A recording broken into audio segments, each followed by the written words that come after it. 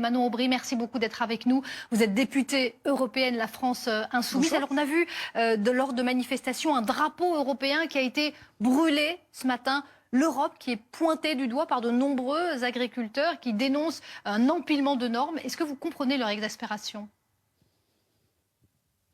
C'est une colère qui est légitime vis-à-vis d'une Union européenne qui, je crois, n'a pas compris la réalité du monde paysan à deux égards.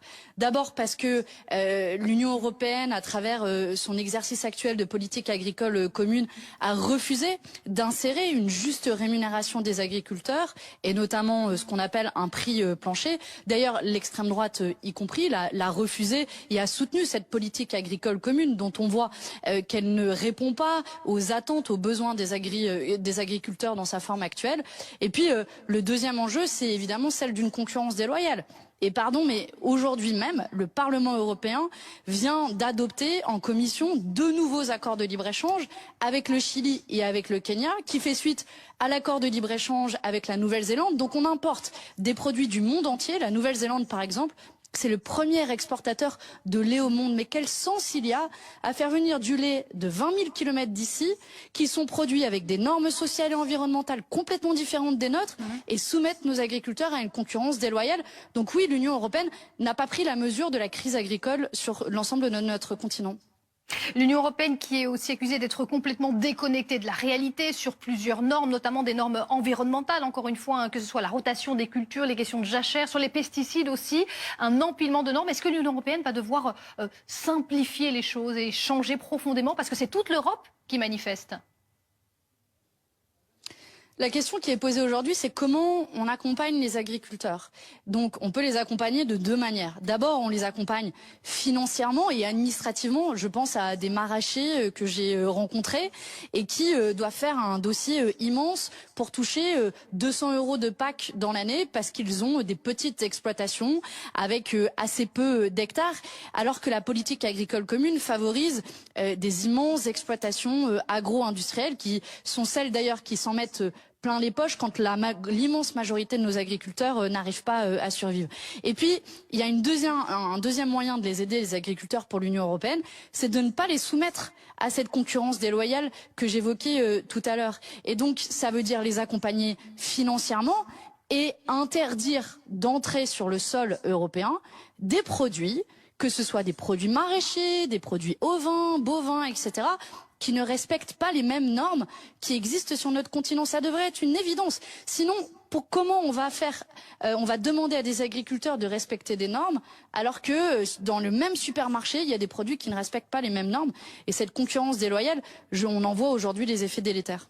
Et il y a aussi le pacte vert, ce Green Deal qui est dans le collimateur des agriculteurs, pas seulement français, encore une fois, partout à travers l'Europe, en Allemagne, aux Pays-Bas. Est-ce qu'il faut appuyer sur pause par rapport à ce pacte ? Moi, je pense qu'il faut appuyer sur pause sur une chose. C'est la rémunération des industries agroalimentaires. Parce que aujourd'hui, que disent les agriculteurs, y compris j'écoutais aussi sur votre antenne juste avant, ils disent mais attendez, vous nous demandez de faire des trucs qui sont hyper compliqués et on n'est pas rémunéré en face.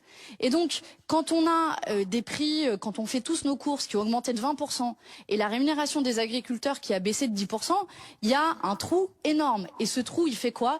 Il remplit les poches des immenses entreprises agro-industrielles.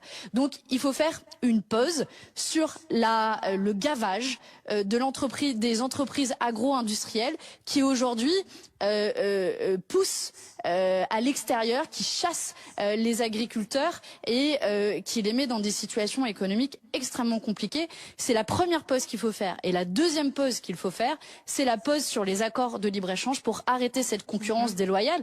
Et ensuite, sur l'application des normes, il faudra évidemment accompagner les agriculteurs. On ne peut pas, les agriculteurs ne peuvent pas être les vaches à lait au sens propre comme figuré des normes européennes en effet.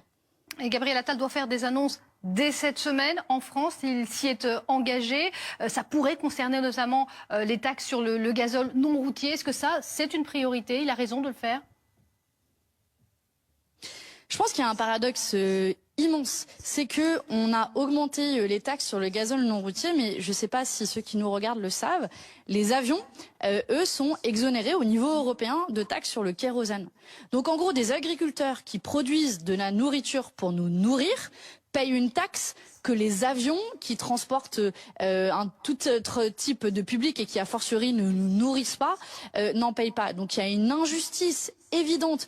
De la même manière, j'appelle le Premier ministre à aussi agir sur les prix de l'électricité qui touchent les petites entreprises, qui touchent aussi les producteurs agricoles qui en ont besoin pour leur production.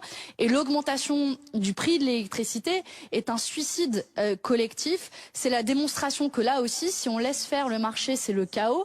Et le gouvernement a fait le choix d'augmenter sous injonction, là aussi, de Bruxelles, le tarif de l'électricité en mettant en difficulté des agriculteurs, mais pas seulement, des PME et des ménages. Et là, le gouvernement pourrait retrouver un levier important si tant est qu'il écoute la colère qui s'exprime dans les tracteurs.